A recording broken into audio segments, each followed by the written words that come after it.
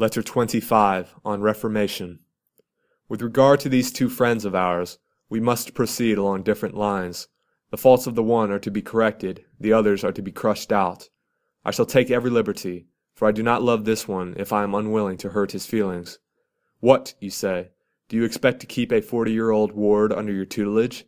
Consider his age, how hardened it now is, and past handling. Such a man cannot be reshaped, only young minds are moulded. I do not know whether I shall make progress, but I should prefer to lack success rather than to lack faith. You need not despair of curing sick men, even when the disease is chronic, if only you hold out against excess, and force them to do and submit to many things against their will. As regards our other friend, I am not sufficiently confident either, except for the fact that he still has sense of shame enough to blush for his sins.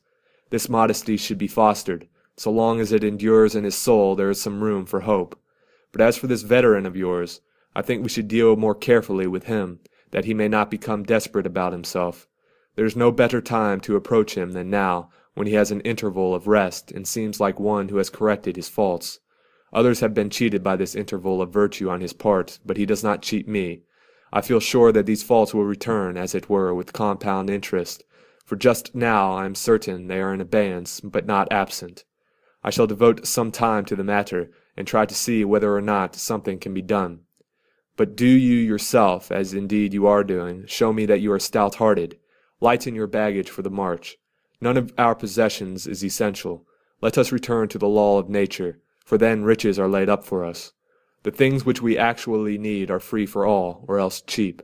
Nature craves only bread and water. No one is poor according to this standard. When a man has limited his desires within these bounds, he can challenge the happiness of Jove himself, as Epicurus says. I must insert in this letter one or two more of his sayings. Do everything as if Epicurus were watching you. There is no real doubt that it is good for one to have appointed a guardian over oneself, and to have someone whom you may look up to, someone whom you may regard as a witness of your thoughts. It is indeed nobler by far to live as you would live under the eyes of some good man always at your side. But nevertheless, I am content if you only act, in whatever way you do, as you would act if anyone at all were looking on, because solitude prompts us to all kinds of evil. And when you have progressed so far that you have also respect for yourself, you may send away your attendant. But until then, set as a guard over yourself the authority of some man, whether your choice be the great Cato or Scipio or Laelius, or any man in whose presence even abandoned wretches would check their bad impulses.